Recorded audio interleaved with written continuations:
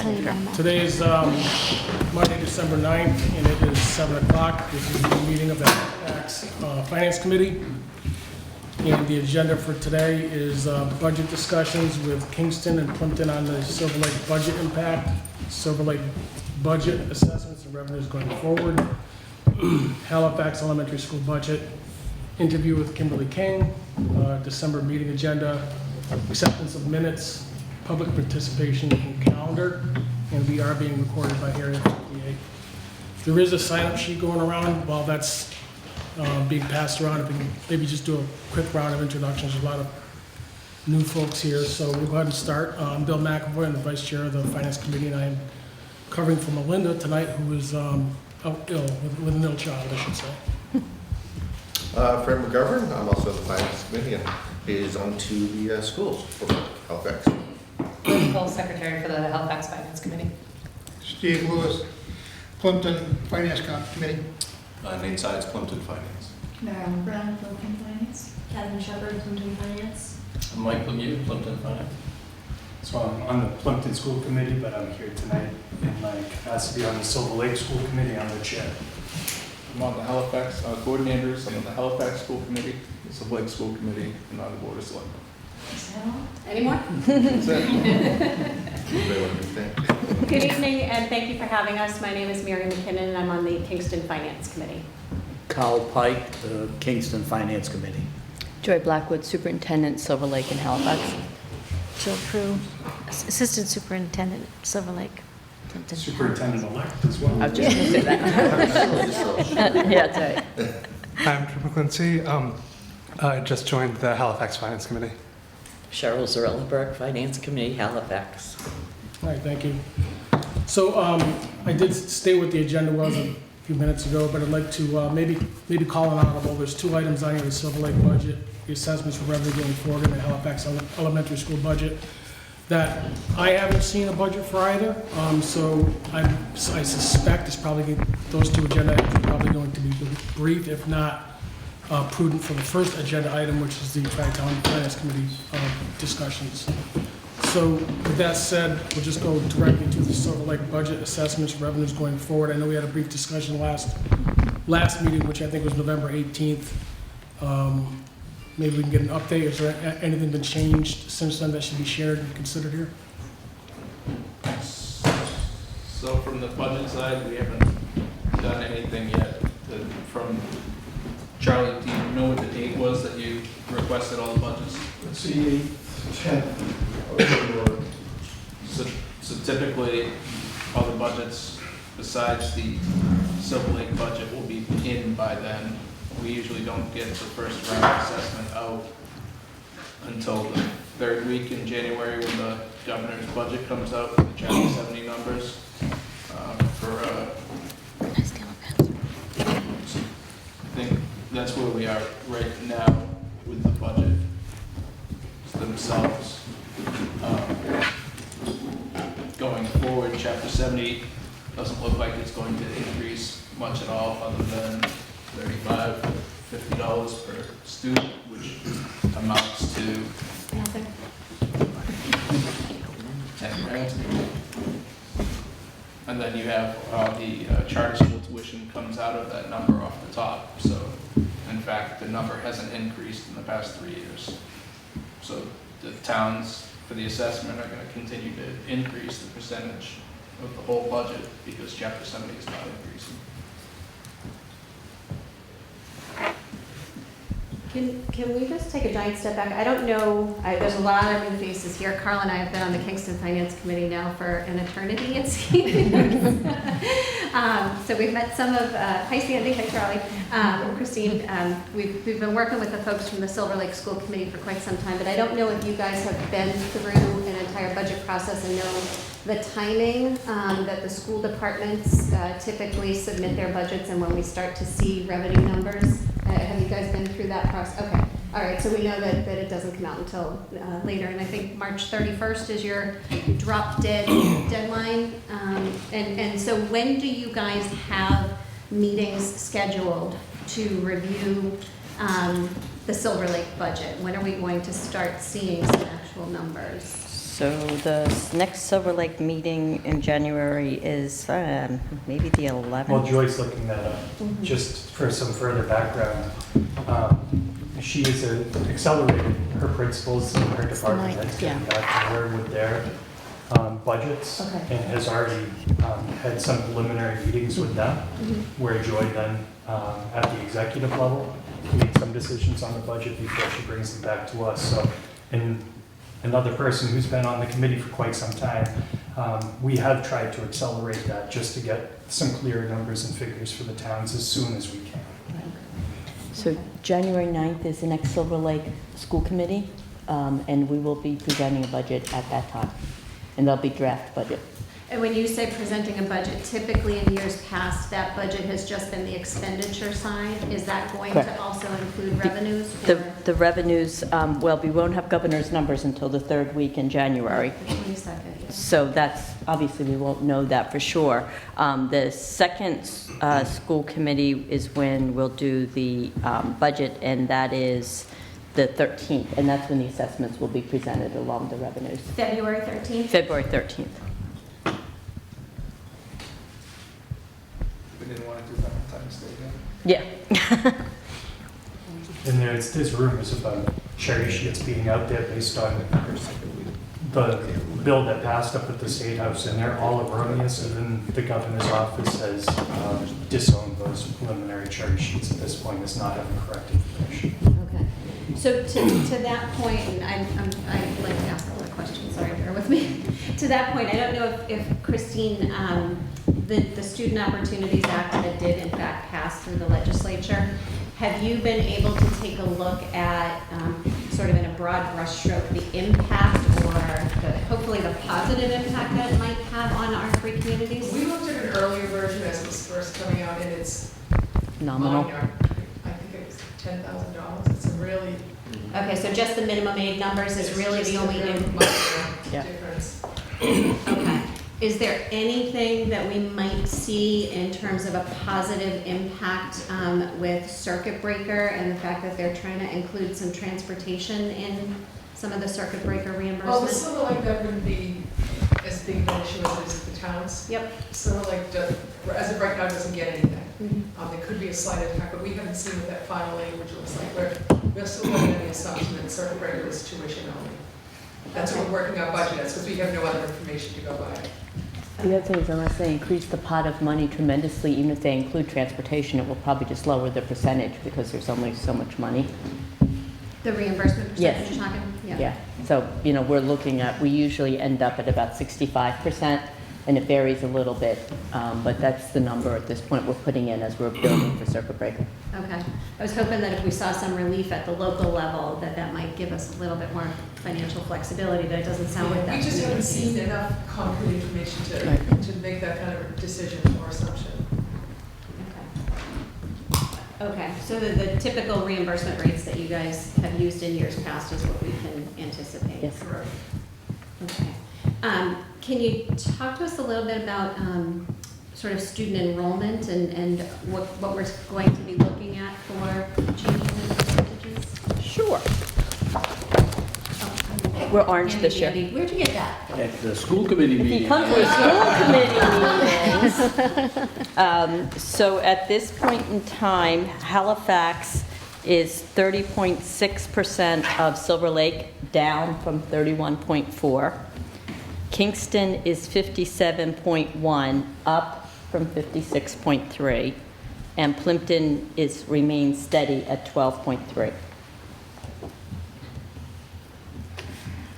Kind of the trend we've been seeing for the past couple of Exactly. years. Yep. So Kingston is unfortunately picking up Halifax's share.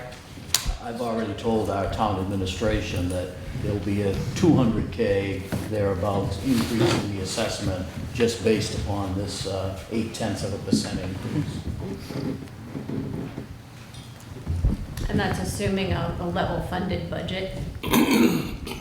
Level service is what I believe the Finance Committee had indicated they wanted us to do. Yes. Yes. The correct answer was yes. You scared me for a minute there, Carl. Wait, yes, with some Yes. caveats. Yes. So with that being said, I know that, budgets are still obviously being developed from all the communities as well as the district. Joy, are you anticipating any significant needs or changes in the Silver Lake budget for the coming fiscal year? I'm not sure if I would say significant. We started a allied health program last year. When we bought the program in, we knew we would have to bring in a second teacher. The second teacher is required as part of the Chapter 74 because you have to have a certain student-teacher ratio. And it is our most popular program. At this time, it's totally over-enrolled. It's wonderful how popular it is. I really am thrilled that we're able to offer this for our students. Once we have that Chapter 74 approval, the cost of the teacher will be taken out of the reimbursement because we will be getting additional money for all the students enrolled once it's this approved Chapter 74 program. So that will happen hopefully by the end of this year. We're in the process of the application now. So hopefully we'll get the approval at the end of this year. So that position will be funded hopefully by that Chapter 74, assuming we're approved. That's probably the biggest increase that I feel we will need to have going forward. The other piece, which I've discussed, and Plimpton was kind enough to follow through, is a security officer, a school resource officer. Kingston is fully funding the resource officer at the high school. Plimpton is funding $14,000, about 12-ish, 13-ish% for a resource officer. We asked Halifax to fund the other portion, so we had half-time at the middle school. Unfortunately, it did not pass at town meeting. So at this point, we have full-time at the high school and 8 hours a week at the middle school. I am hoping this year that would be able to at least increase 2.5 for the middle school. Okay, bringing that into the operating budget. To be decided. I personally don't feel it makes sense to bring a police officer into the school budget. We are not year-round. Officers are year-round. It is very difficult to figure out the logics of, vacations, the insurance, all those pieces when it's a proportional position in terms of the numbers of days that the students are in school. So what Old Rochester, which is a comparable district to ours, does is the surrounding towns have it all in their police budget and they reimburse each other through the police line, which makes the most sense to me. Which is really what we're doing for the high school. Exactly. It's exactly what we're doing for the high school. Plimpton was kind enough to do it through a town meeting article. It did not pass in Halifax. I don't think it was a lack of support. I believe Halifax is supportive of the concept of having a resource officer. I think there was concern about the funding process was their concern. So hopefully we can, whether or not we'll be able to, but I would hope we could get there this year. With everything that is going on, I feel more and more strongly we need that support in the schools. The other thing was you're going to see an increase on shared costs because there were three positions. I forgot to email you, Christine. That is correct, 3 positions that are in Silver Lake's budget, that will stay in Silver Lake's budget, will be moved towards shared costs, so they'll be funded in part through the elementaries. The reason those 3 positions were moved is they actually service all the elementaries, but the elementaries have never been billed for them. One of them is our accountant, which was Melanie, for those of you who knew Melanie Capasso, now Ann Rizzuto. So our accountant does the accounting for all 4 districts, but she was always fully funded by Silver Lake, just the way it was Christine a million years ago when she started. 20 years ago? 24 years ago. 24 years ago. So for whatever reason, so part of what I've been doing is cleaning up, so hopefully things will be perfect when Jill gets on board. So we moved the accountant into the shared cost because she does all 4 districts. Our network manager does all 4 networks. And then the last one is our manager of student informations. Dave Murphy, if you get Parent Square, he does all 4 districts. He's the one who submits all our data to DESE, Power School, all that information. So again, he does all 4 districts, but he's only funded by Silver Lake. So now the funding source matches the job. a quick and dirty look at this, I think that Eric and I had something like $25,000 or $30,000 net impact. Yeah, to it's not gonna be, Kingston it's not gonna be after huge. everything. And the 4 Kingston Schools Committee members strongly support this. And if I can jump back to the allied health teacher, it's in addition to the budget, but like Joyce said, that'll bring in additional Chapter 74 funds for the entire project, which means every single student that's currently in the allied health program will receive about $4,500 to $4,700 more dollars per pupil enrolled in that program. Currently, since it's not an official Chapter 74 program, we're not receiving any of those state funds. So we do see that as potentially helping the income side of the bill, almost equaling out the outgo of hiring. Does a that teacher. come in on the cherry sheet? I'm not completely versed in 74 reimbursements. How does that work? It will be lumped into the contract to 70 money. Oh, it is? It's not broken out. It's not, Yeah, it's not broken out. okay. But if you look at the formula for how students are accounted for and the amount of money we get per pupil, the amount of money for a Chapter 74 student is substantially higher, almost 1.5 times what you get for a regular ed student. Okay.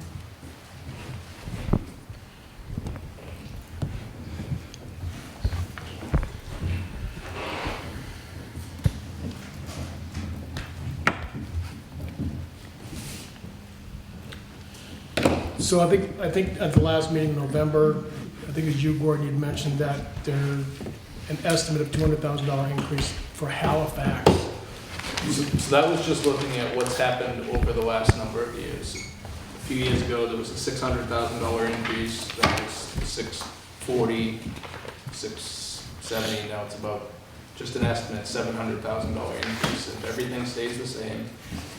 So that 700,000 would be split out as the increase across the 3 towns if there's no Chapter 70 increase. So I was estimating $200,000 increase. And that's very, very back of the envelope. Don't quote them. Yeah.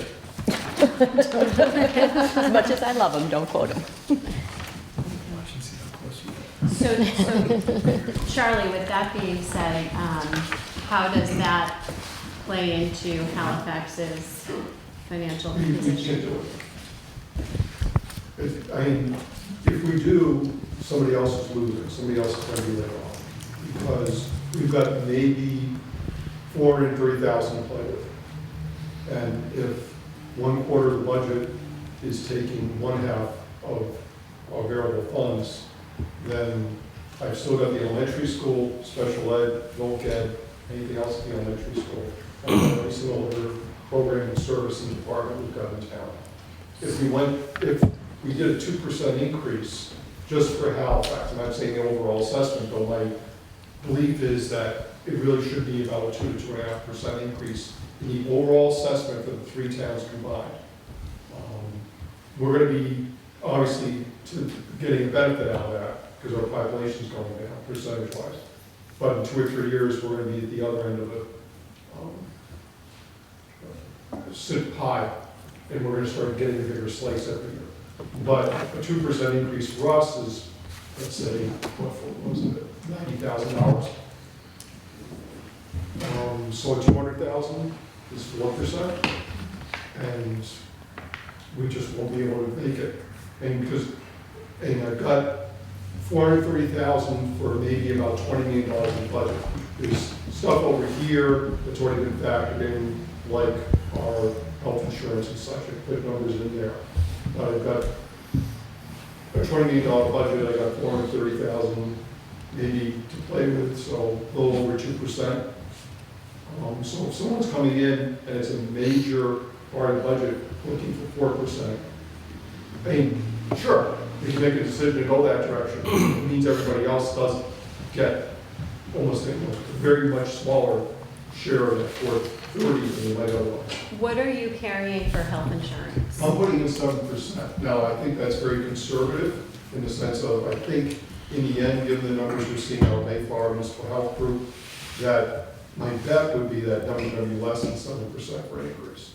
But I haven't talked to Tom O'Brien about what Mayflower is And back of the envelope, not for attribution, saying we think the increase is gonna be, but they're running better than the 100%, since they're about 93% of funds coming in. So that means for every $100 they're collecting from the member units, they're spending about 94% of that, $94. So they're driving a surplus for the year.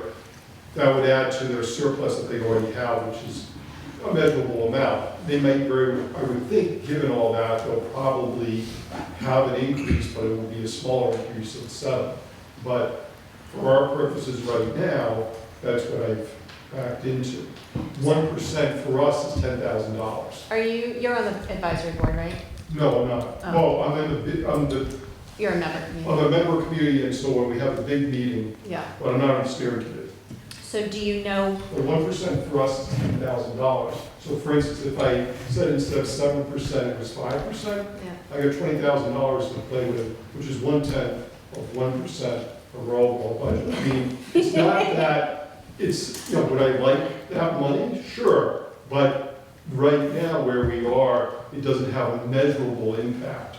Or driving insurance from 7 to 5 doesn't change the equation. it's not significant enough to move it on.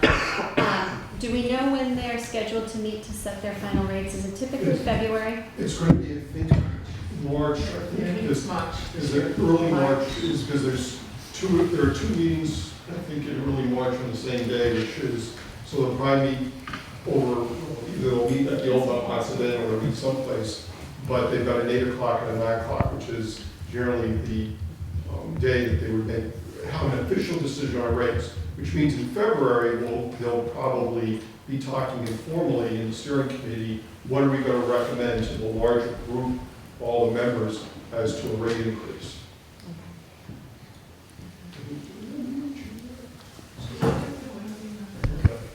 While you're talking, I'll see if they're meeting. I haven't been able to go because of scheduling the time. No worries. Okay, all right, thank you. He's saying already. It's getting animated. Yeah. He's throwing things. We haven't gotten to that point yet. I'm up for re-election in the spring.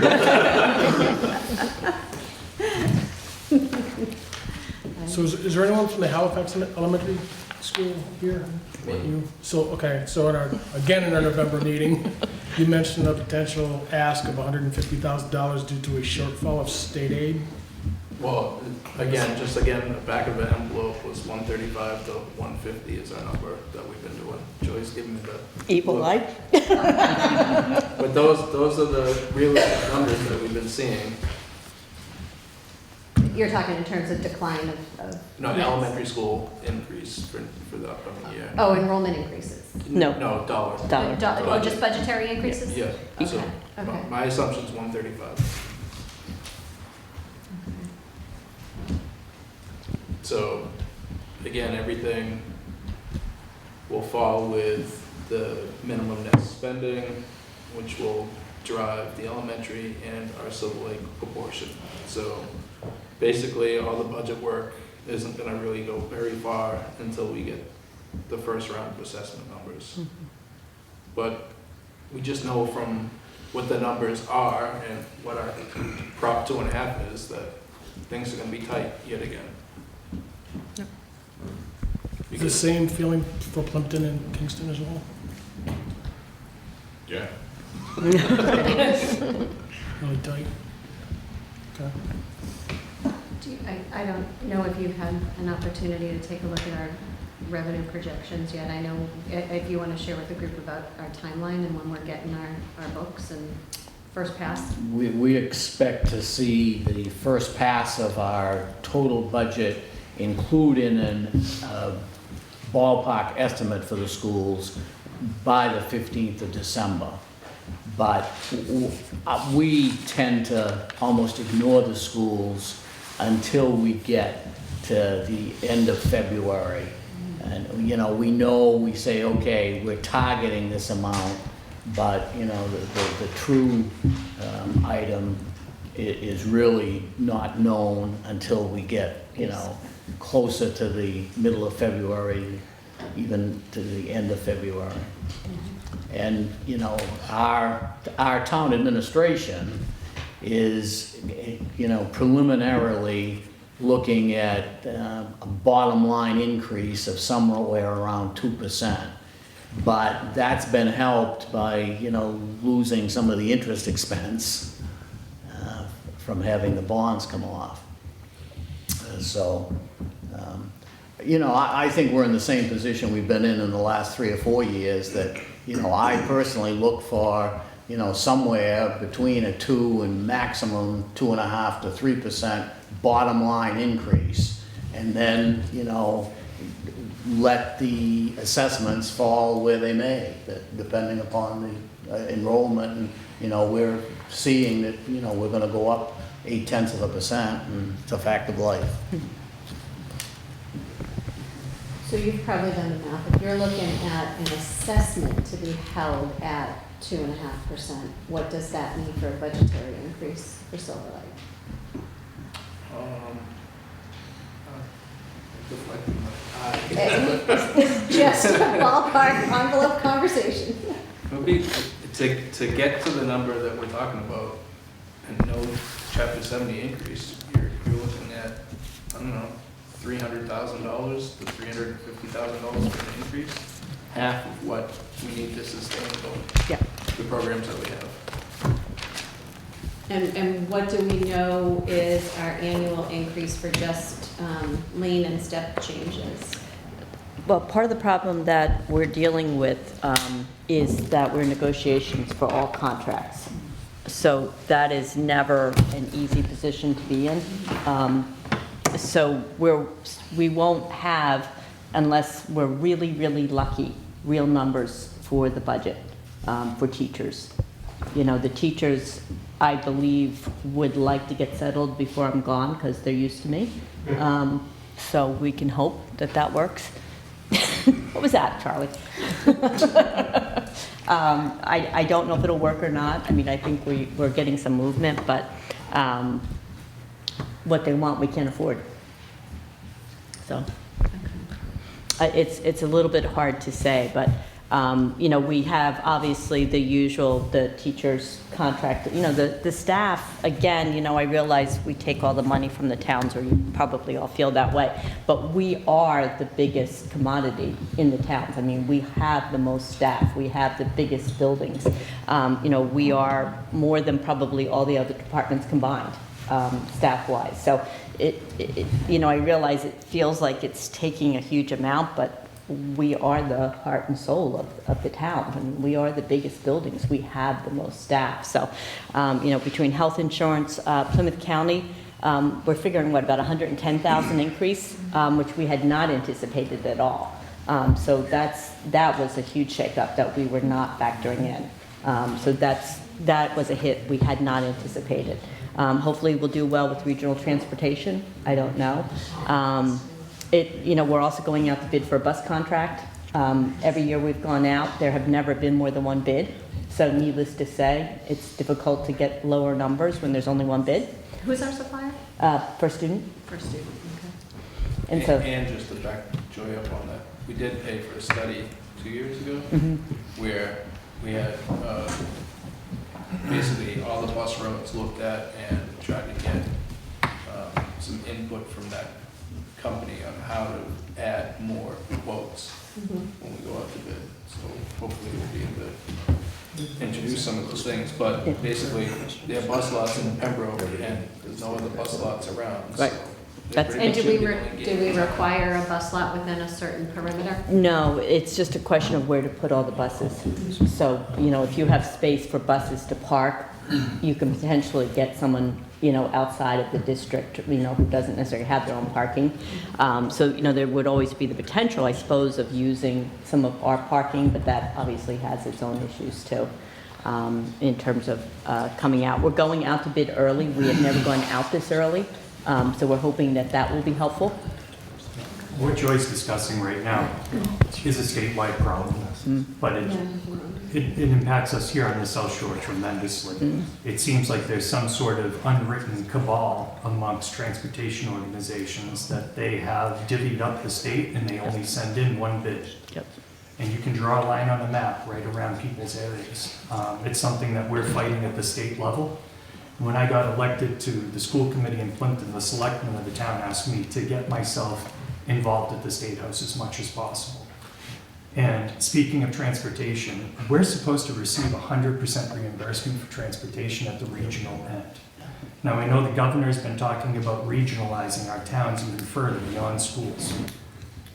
I say be very careful with poison pills, because we get about 70% right now.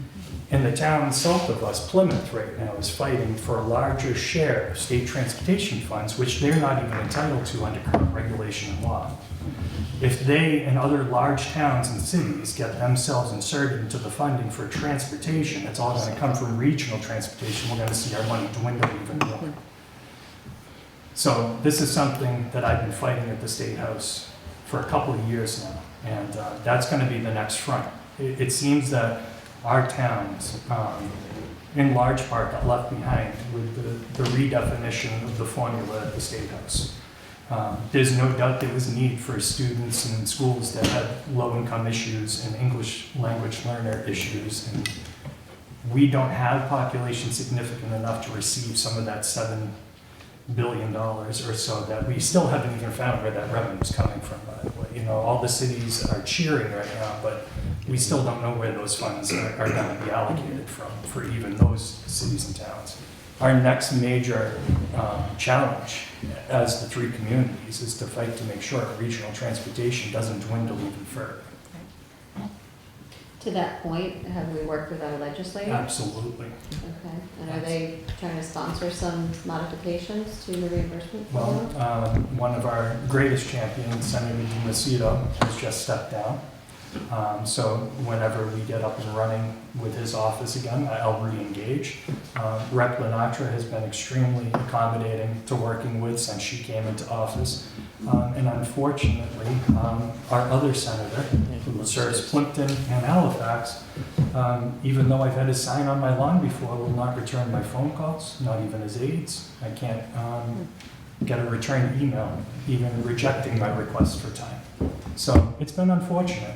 It's been unfortunate. So yeah, I've been working with other leaders up at the State House. There's actually a caucus for regional schools at the State House.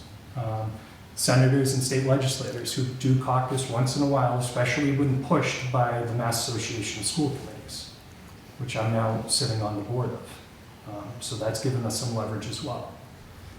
But there are areas where we can push. There's areas where we can make some wins. But what I'm even more cautious about right now is if we're not careful and if we don't work together, we have more to lose.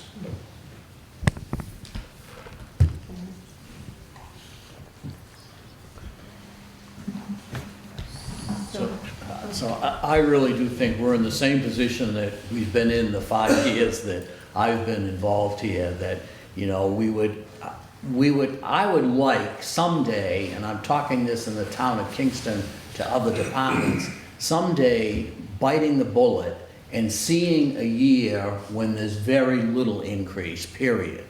And that may mean, I'm not saying it's this year, but it may mean that there comes a year when we don't replace every police officer that retires. We don't replace every school teacher that retires. That we have to get to the point where we can say, hey, we've held the line this year. We have 0 increase, or we have 1% increase. But we seem to be stuck in this mode of consistently having anywhere from 2 to 4% increases across the board. And I think you all around this table that know me, I'm the first one that supports the schools, that I sit down and say, hey, I will fight for if it comes out to be, 3%, and I can find a way to do that within the Kingston budget, I fight for that 3% as opposed, and sometimes against the 6% or the 1% that's coming from police and fire. But I do think that we need to recognize that somewhere along the line, we're going to have a year where we don't have the consistent increases that we've been seeing. So to that point, you mentioned the second allied health teacher that you need because the program is entirely, currently overstaffed. And very popular. Yep. So that would lead me to believe that there's probably a program that is maybe not as popular as is perhaps in the past. Is there an opportunity to that point that maybe there's a staff reduction that could be, or a shifting of to help fund this new position? It's a great question. So we have, once this is approved, I think that will be our 7th Chapter 74 program. I'm having to count, I should take off my shoes and count. So what happens is each year students apply. So we are getting students who are applying to go into our CTE program that would not have applied before, because we didn't have a program that was of interest to them. So it isn't as much, I don't have the numbers in front of me, I actually don't know what they are right now. We have some programs that aren't as well enrolled as they have been other years. I don't believe we have a decrease that would allow us to cut a teacher. Part of what happens with Chapter 74 is there's a minimum student-teacher ratio. It's the only programs that have, like, in a classroom, there's no actual state mandate, like you can't have more than 25 kids in a class, like that doesn't exist. But with Chapter 74 it does, because they're almost all safety related. So I don't believe we have a program that currently the enrollment is so low that we would have the capacity to cut a teacher. But that's a great question. What we're finding is for allied health, we're having a pool of students who before wouldn't have considered going into a CTE program. We have young boys and girls who are maybe interested in becoming a doctor or interested in becoming a nurse, a physical therapist, any of the health professions, or just an LPN, I mean anything at all, a CNA. And they're going into our program where before they would never have considered it. They would have gone the science track, the biology, the physics, the chemistry, where now they're having that allied health along with those sciences. So it's sort of bringing a new pool of students in. As Jason said, and I referred to earlier, it's increasing our Chapter 74, our money that we receive with the students. So, but I will keep an eye on that because that's a great point, Nate. Well, I just remember a couple of years ago, you had Yep, I the believe, reading 3 teachers. retirements, Yep. the reading teachers that were superfluous. Yep. And you were paying for other positions, so Yep. I'm just looking for a similar. No, absolutely. And I and Jill, when we look at the budgets this upcoming year, when we lose teachers, it's sad for me because there are some of our strongest are veteran teachers, but it's a huge cost saving. So I'm always kind of like, yes. So it's sort of that mixed bag. This upcoming year, we only have our middle school nurse retiring. So that is not a position that I can cut. We absolutely have to have a middle school nurse. So we always look at, who is retiring and does that position have to be replaced? Which we did, in good memory.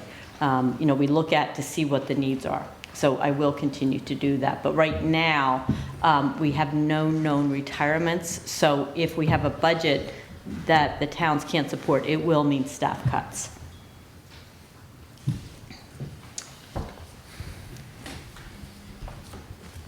So Joy, if I'm reading this correctly, I'm looking at the budget from last year, and you said that Plymouth County, so the pension assessment is going up 110,000? Yep, that's the number. Whereas it looks like last year, it was essentially level funded. Do we know what that's attributable to? I don't remember what last year's increase was, but we were expecting. It was actually a reduction of $867 For Plymouth County retirement? on your retirement line, yeah. Yep. Charlie's got it. It's probably the returns. So I was just gonna ask you, have we seen what's happening? I mean, Well, basically, despite the fact that, we hear days when the market's doing very well, kind of overall the balance for the last year, at least for the period that they're measuring, when they do those assessments, they calculate what the assessments need to be. Though that period was actually fairly flat. Do we know the measurement dates for that? I mean, it seems a little strange given our current, economic climate. Yeah, but the thing is, it's been high, it's stayed high. So despite the fact it's wonderful in the sense of, if you look at the much longer term, the more recent term is it's flat. So, yeah, it goes to a new high, but the new high is much older than the old high. So they're not trying to shorten their funding schedule? No, the funding schedule has changed. It's still 2030? Yeah. 30, yeah. And that is, they reassess every 2 years, I believe, so they have a reevaluation, so this is pretty current information. Our increase was higher than what they were projecting, the overall number, and we did get some detail on why our number was higher. You're based on when people retire, if they retire younger, they're gonna have a longer term being retired. If the work comes in and it's a not younger work, they have fewer years to build up their retirement. So there were some isolated events that contributed to our increase. So I anticipate when I see the Silver Lake budget, we're gonna see a pretty significant spike there, but that's gonna be offset with the reductions of those positions that are now just gonna be pushed over to shared costs. No, all right, explain that to me. I don't think you're gonna see, you might see those shared costs drop, but it's not gonna be a lot because Silver Lake's still gonna be paying 50% of those positions. And their full amount will still be in the Silver Lake budget. It's just the funding source from shared costs, they'll be charged to the towns, we'll be getting revenue from the towns to offset some of that. For anyone who doesn't know, our shared cost position, Silver Lake is about 50% of any shared cost position, just based on student population. And of the remaining 50%, Oh, is that where they are? it's between Kingston, Halifax, and Plimpton. Which means that if nothing else had changed, the assessments would be down. Yes. But each of the three elementary schools, again, absolutely no other changes, would Yep. be up a slight. Correct. I mean, you're gonna pay Peter or you're gonna pay Paul. Exactly. One way or the other. Right. But, It's- so, for instance, when we're looking at assessments, the assessment should be calculated based on, starting with that assumption that those shared costs have moved out, and what would have been our assessments if those shared costs had been present in the 2020 budget. So, if you're going from here and the actual change because of the shared costs is just, it's minimal, I understand that, but nevertheless, to run the numbers correctly, you'd have to start off with that little bit lower figure.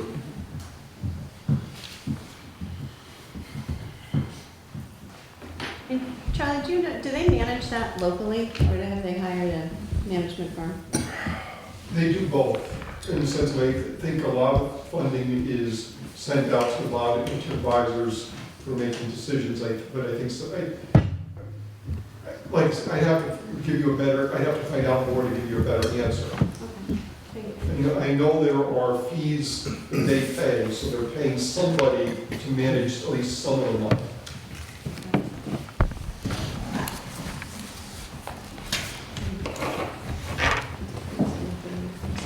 So, Joy, what about capital? So we are in the process of reviewing, we had a facilities meeting before the last Silver Lake meeting. This year, we will be able to fund our capital plan out of E&D again. So that will not have an increase on the budget. But will it include some of sort of the critical things regarding the building? I think Absolutely. we hear HVAC issues Yep. year over year and, some mechanical systems. Yep. And so you'll be able to self-fund those. Yep. And I believe the towns continue to appreciate us being as self-sufficient as possible. And you guys have been maxing out at the 5%, right? No. We're not at 5%. No? What are we No. at? Right now, we're This year we're 9. expecting We haven't gotten it certified certified. 4 is when we'll be certified. Oh, you haven't gotten the certification? No. And how are you doing with the solar project? and revenue? The net metering agreement that we have continues to do well, and we've been thrilled. So we broke the $1 million mark in terms of income last year. Yeah, We're about like $1 million. past that. Yeah, I think we're about $1 million to $1 million. Every year when we go through this process, I talk to them to see if they can let me know, are there any planned outages, because that can be devastating if we're using all that revenue. As of right now, there are no planned outages. I mean, as we know, though, something could happen that would force the plant to shut down, so I think you would see that we're always very cautious on that estimate. And I have no other new information that would have me change that. Okay. The facility's only about 5 years old though, right? Am I It correct? went live in May of 2014, yes, so 5.5 years.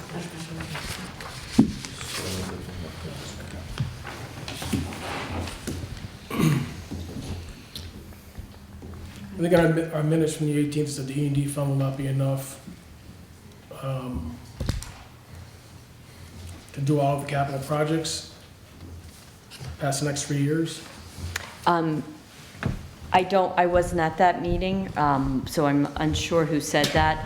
What we have tried to do is to pay attention to the amount of money that is coming in. At some point, I'm not sure we will always be able to self-fund our capital plan. Obviously, I won't be here. I'm sure Jill and Christine will continue to fund it to the best of their ability. The school committee will probably need to make a decision about an amount of money they don't want the E&D to go below, whether it's a quarter of, $500,000, $750,000, whatever that number is. And then the capital would be whatever that above number is, say 300,000. That may not be enough if there are some big projects that are coming up. At this point, we've been able to maintain the roof. Like this past year, we put in 400,000 for the roofs.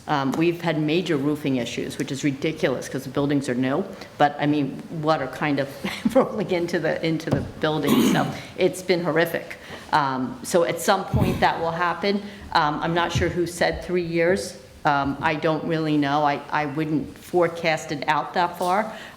Hopefully we will be able to self-maintain for as long as possible.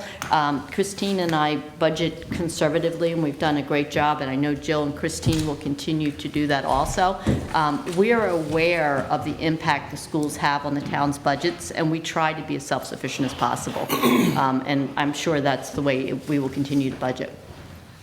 Some of those assumptions about how long we have for E&D to be able to support our capital plan could come from the fact that we've tried to use the Carlisle Group's approach to long-term planning for our strategic plan of the building. When we originally designed it, it was a 5-year overall view of the infrastructure of our 2 buildings and the grounds. So we did project out some of the numbers that we have as placeholders are literally placeholder numbers. They're estimates at the very best. Sometimes we've had someone out a year or 2 in the past who's given us a quick number. We don't even know if it's 100% accurate at this point. But if you ever wanted to see what the next few years might look like and items we have on the list, we have that available for you, as long as you're aware that in my time on the committee, and I'm the 3rd most senior member on the committee at this point, many years we end up pushing things further into the future because we just don't have enough money to do it. But we do have that prognostication to the best of our ability from how much we're going to spend, and we try and figure out how much we're going to get in from E&D. But like Christine said, our number one resource right now is the solar farm in New Bedford that we receive funds for, and we're not in control of. And if they go offline, our major source of revenue that doesn't come from the state or the towns really takes a major hit. So we would have to reconsider. Okay.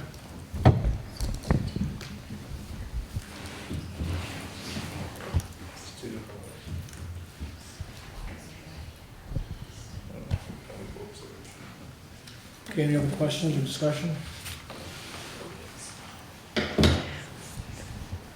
When we bring the budget forward in January, we will bring forward a fiscally responsible budget. So we're not going to bring forward a Christmas wish list budget. We're going to bring forward a budget. We're well aware. I've been in the district this is my 14th year, so I'm pretty conscious of the town's ability to pay. And we have continued to appreciate and will continue to appreciate all that you bring forward to us. So we will bring forward a fiscally responsible budget. We will not put anything in the budget because it would be lovely to have. This will be the budget that we need to run the schools. Once we know what that looks like, again, we're in a position that it's a little bit hard to forecast because of contract or lack of contract issues and some of those things. But, please remember our budget, about 80% of the budget is staff. So, any cuts basically are cuts to staff is where we're just about at. John Creed, for those of you who know him, his favorite line was always, there's only so many paper clips you can cut. I've already cut all the paper clips. I mean, we're pretty bare bones. So, for us, we'll bring forward our staff that we have. We'll bring forward, what is needed to run the schools. E&D, I'm confident will be funded we'll be able to fund our capital plan. I'm confident of that. And so those things will work to your benefit. But for us, if we have to make cuts, it will be staff cuts, just so you know. And the main position, again, would be that allied health, but that will be funded by a return from the state funds. The only thing that I would really advocate strongly is to please support a school resource officer. You know, I realize it will not necessarily be the be-all, end-all for our students, but I would not be able to sleep at night if I didn't continue to stand up and beg for our student safety. So I have to be honest with you, I can't figure out how we would fund it within our school budget. I just logically can't figure it out. We run on a totally different schedule. I mean, nothing about it makes sense. Having it in the police budget line makes the most sense to me. Again, that's how Kingston has funded the school resource officer at the high school. They also have a school resource officer at the elementary school and the intermediate school. Plimpton you fund our DARE officer, Dana, who spends a wonderful amount of time in the schools. He is the most popular person in the building. If you've ever been to the Thanksgiving feast, they're kind of like this when Pete talks or I get him introduced. You know, Dana Smith introduced them. I mean, it's like a whole different world. They adore him. So, you know, if Halifax supports it, that to me makes the most sense of the location for it. I realize I can't advocate for that, but truly, if I didn't say that as strongly as possible, I wouldn't be able to sleep at night.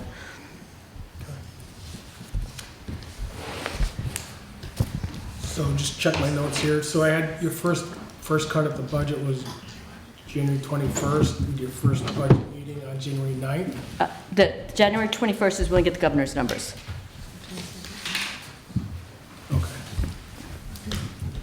And then February 13th is your second. That's our assessment presentation where we'll present the actual, what it will cost you, and we'll know our revenue. Between the first meeting and the second meeting, if the number that we're coming in is a number that the school committee is concerned about or the towns give additional information that's not a number, we can work by going to potentially a second budget. But normally what happens is we have our first draft budget, the committees weigh in, give us some feedback, and then we either base our assessment presentation on the first budget or if they're asking us for a second budget. I will be here for January. I may or may not be here in February. We're still sort of working out transition if the committee wishes me to. But Jill will be well prepared, and I can always sit there and coach her in the background if I have to. So, I'm taking copious notes. but I've found in the last few years that when this first pass of the budget comes through, January 9th, the school committee has some pluses and minuses occasionally. Yep. And the finance committee, at least from Kingston, will say, well, you know, we really think that, you know, we've got $50,000 that we can't live with, or whatever the number might be, and kind of have a give and take back and forth between the school committee, the administration, and usually the finance committee has already been working with the town administration so that, you know, if the town administration isn't directly involved with Joy and the school committee, I've kind of been the representative of the town administration, knowing that either I can sell this or I can't sell it. Right. And, you know, that's so that the goal is to go into that February 13th meeting with a school budget that the Kingston Finance Committee and the town administration, and of course the Board of Selectmen, can live with. Joy, I have one last question. I'm hoping you can sort of give me a little bit of feedback on it. As we know, and it's not as much of an issue at the Silver Lake level, but certainly at the local level, the charter schools have been having a significant impact, and we're watching tens of thousands, hundreds of thousands of of dollars Absolutely. going out the door. What kind of, and especially given that Rising Tide has increased their Grade levels, enrollment. exactly. It's a little scary to me. It's very, yeah, scary to us too. What kind of impacts are we anticipating that we're going to be seeing at the local level with charter schools? I don't anticipate that number going down. I wish I could say it was, but I truly don't believe it's going to go down. You know, the Rising Tide is our charter school. For those who don't know, it's located in Plymouth. They have been increasing their grade levels so that more students are going to Rising Tide. Rising Tide does not have the same costs we have because their teachers don't have to be licensed. The students have to be able to get themselves to school, so you're dealing with a different population. They don't tend to have the special education students there that we have, so the funding is just very different. So it is definitely a drain on our budgets. I don't know exact numbers, but I can't fathom that it would be less than it has been, and I would anticipate an increase.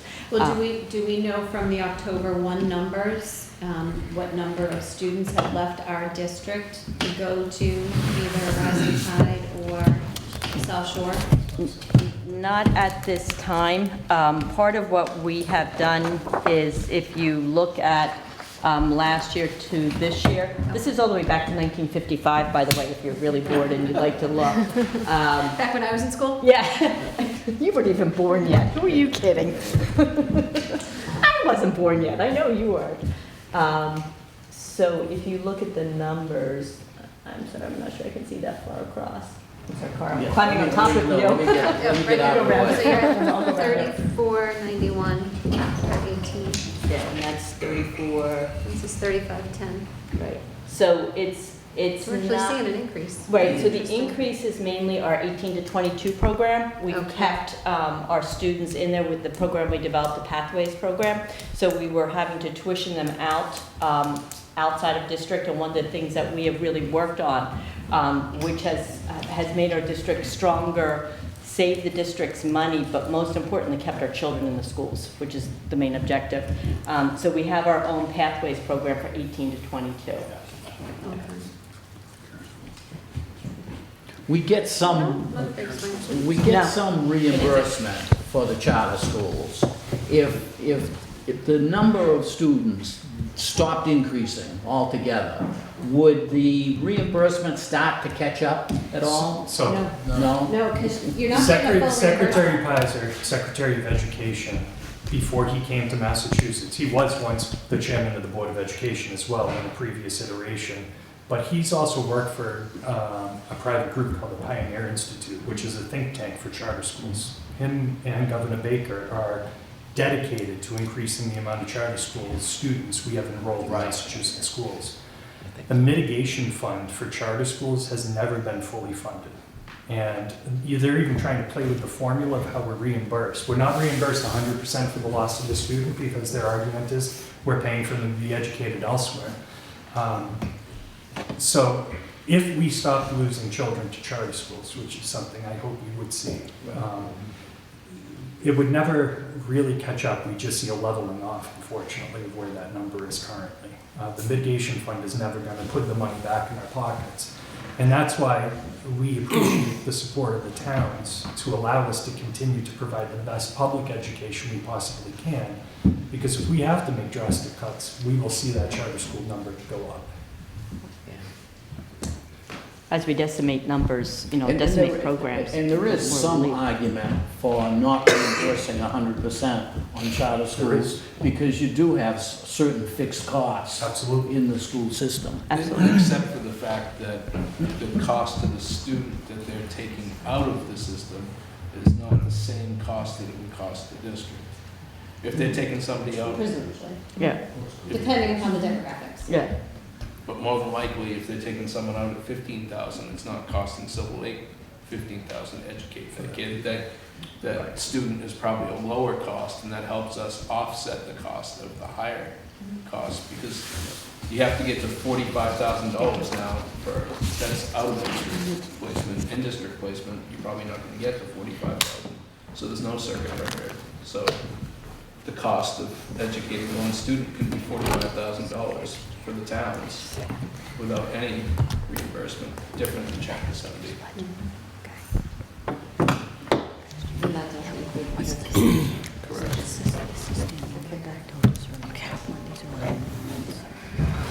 Which is We're what- going to keep working it from our, with the state house and with the legislators. And I appreciated Charlie coming down and expressing the same sentiments. And I did send some letters up to the state house again, saying that, you know, it's the towns and the schools all pulling in the same direction, having the same argument. We feel we kind of were forgotten in the legislation that went through the state house. Again, we appreciate what happened, but you know, we were pulling for a $100 per pupil minimum increment.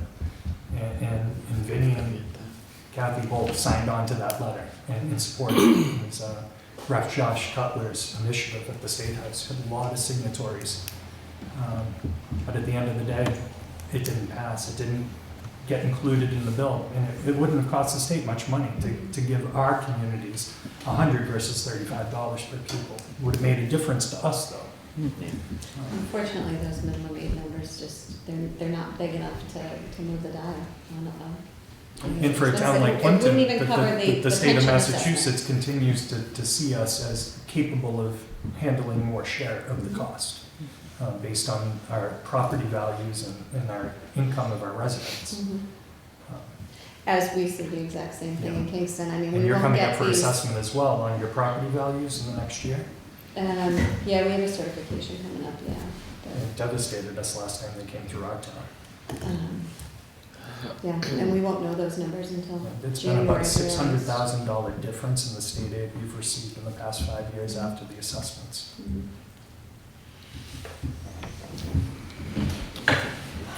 All right, would there be any value or interest in meeting after receiving the governor's budget, and then again after the assessment meeting? We'd love to invite you to come to our assessment meeting of the Silver Lake Regional School Committee, and we'd be more than happy to accept any contributions from the floor. I'd acknowledge any of the visitors on that evening. We're talking about money or we're talking burgers? If it was both. We'll pass the hat, Charlie. But, you know, we run a meeting that would allow for dialogue to ensue at that meeting if you wanted to come and see the numbers the same way you were seeing them as well. If you want to have a follow-up meeting on your turf, we'd be happy to come visit as well. So Christine, in terms of the local schools, are we going to be seeing the budgets released at the same time frame? So lockstep, the January, They will February be cycle? Yep. released in their January meetings, yes. Okay, all right. Yep, thank you. same as always. Okay. Perfect. All right, well, I think you've heard our message as always. As always, yep. And again, I will be, Jill and Christina and I will be preparing a budget book again that we'll be sending for the finance, and the selectmen each get their own budget book. So you'll be getting this simultaneously with the school committee. One of the things that I've really worked on is being transparent, so you have the exact same information that the school committee has that we have in our office. So you'll have all the same information. There is nothing hidden. You know, we really are working very hard, and I know Jill will continue to work very hard to work with the towns to prepare budgets that are fiscally responsible but still meeting the needs of our students. Jill says a couple more meetings like this. I may not. And Jill, she's going to do a great job. Are there any other budget issues that we're all facing as a town besides the schools? Anybody attracting any good businesses lately? Yeah. One of the issues for Halifax is roads. An increase on the cost of replacing them and what to do with the infrastructure that we have in place. It's about $1 million to pay overlay, I mean, to ground, $1 million a mile, so $1 million a mile? that's what we were quoted on 850. What is Kingston, Sam? I thought 58 was the state road. None in Halifax, all roads in Halifax are owned by the town. We have state grounds, we have no state roads. One of the things that I've been trying to challenge for the last 2 or 3 years is that I believe that we have too many, what I call Cadillac insurance programs, medical insurance for the employees. And, you know, I think that there's a program in place to try to reduce the medical insurance costs by encouraging people to, you know, get involved more, and there's no other word for them. They're Cadillac plans. When I look at what we're paying, you know, the town pays approximately half and the employee pays half. But when I look at the plan, the cost of those plans versus the cost of industry plans, we're way over. So.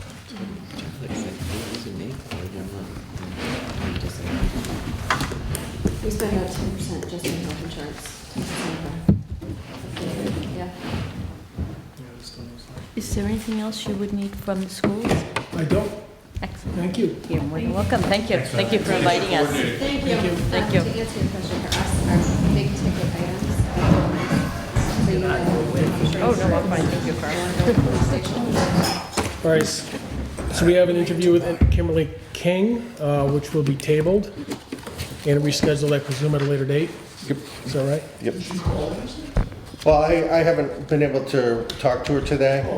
So last I talked to her was Wednesday, and there was some confusion as to whether if it was going to be this Monday night or the 16th, so. 16th, are you all meeting this? We were scheduled on the schedule, but that's another thing we have to discuss because of the fact that we don't have quorum. So what, yes, Yeah, we're gonna meet it on quorum next week. Yeah. It's not your morning. Right, well, that's the I thing. booked my evening already. Christmas stuff. Somehow December 16th. so no December 16th, I'll be traveling. And I'll be in Hartford. I can't make it back. So 23rd is out, the 30th is Christmas Eve, so it looks like our next meeting is going to be in January. January 7th. 7th and Oh, no, 20th. the 6th. Oh, What day's the first? That's a Wednesday. Wednesday. 30th is The Monday. 6th is a Monday. It is. What are we, typically the 1st and 3rd or 2nd and 4th? It's typically the second and fourth, but really, it doesn't matter because it kind of just goes. Well, then very quickly, you're gonna be doing it every week at that. Yeah. Yeah. Yeah, right after that, yeah. When does that start, Charlie? Does that start? 13th and 27th, that's the 2nd and 4th. And that is good because Martin Luther King Is right, is the in between, 20th, so right? The 13th and 27th works. And that actually makes sense because then Yeah, I'll that go works. to the meeting on the 9th. So I'll actually have to talk about. Will there be a need, you think, of an interim meeting? Say, well, the only interim meeting that can be is the 6th for line item transfers or reserve fund transfers or anything? No, I don't think so. Usually we don't have a lot of line item reserve fund this time of year. And we have the budgets coming in, so by the On the 13th. 9th, on the 3rd, yeah, we'd have something to talk about. Majority of the budget. Okay. So why don't we do. plan on the 13th and the 27th of January? Jumping back then for the agenda, I think we'd have all of our standard agenda items, minutes, participation, calendar, budget discussion. I think I plan to do the capital planning meetings over my vacation, which starts the 18th. Okay. So we can add that to, what do you think, the 13th? I'm sorry, the 13th meeting, do you think? Why don't we make it to the 27th meeting, capital planning? So for the Because then 20th. we should have a good chance for the capital planning meeting to go through the articles that come in. Okay, just All right. plan on the 27th for the capital planning discussion. Yeah, That's fine. you can say something. When are we going to go to weekly? The end of January, Charlie, typically, So basically the first. weekly meetings for budget season. Well, in January, actually, but the schedule, I mean, given that if you're not, the budgets aren't gonna be in by the 6th, so there's really no good reason to. And the 20th is- Really want to. You'll have everything on the 13th, it's a holiday, 27th, and then you go in every week anyway. Okay. You know, there'll be holidays in between those, President's Day, and Right. there'll be Patriots Day in April. So essentially, the weekly meetings start on the 27th. Perfect. Next, acceptance of the minutes. Then we're not a chance to review the minutes. I make a motion, we accept minutes, previous meeting. We have a motion to accept. Is there a second?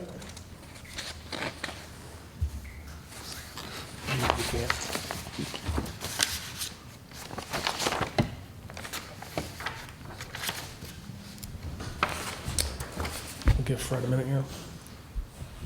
While we're doing that, we'll wrap up the public participation. Seeing none.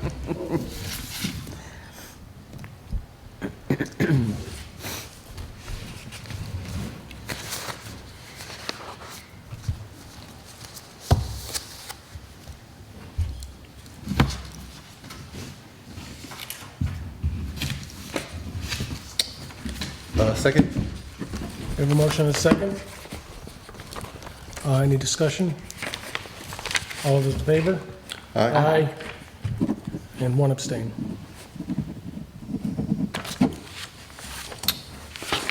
That is all. Is there- I'll entertain a motion to adjourn. Did you want to look over these at all, or this is just your own finance committee budget figures? Or do you want to just address them on the 16th? I'm just giving I you. didn't have them on the agenda, so I just read it. Yeah, we just got them in. Yeah, because it's more budget stuff. You can just take them, I just want you to be aware they're in your packets if you want to look over them for going into the next meeting. 13th. for yourself. Yeah. Sure. okay, that's fine. Table it to Ben. Okay. Motion to adjourn. Second. Second. Oh, Motion to adjourn. Second. All those in favor? Aye. Aye, it is 8:16. Thank you all for tonight. Thank you. Happy holidays.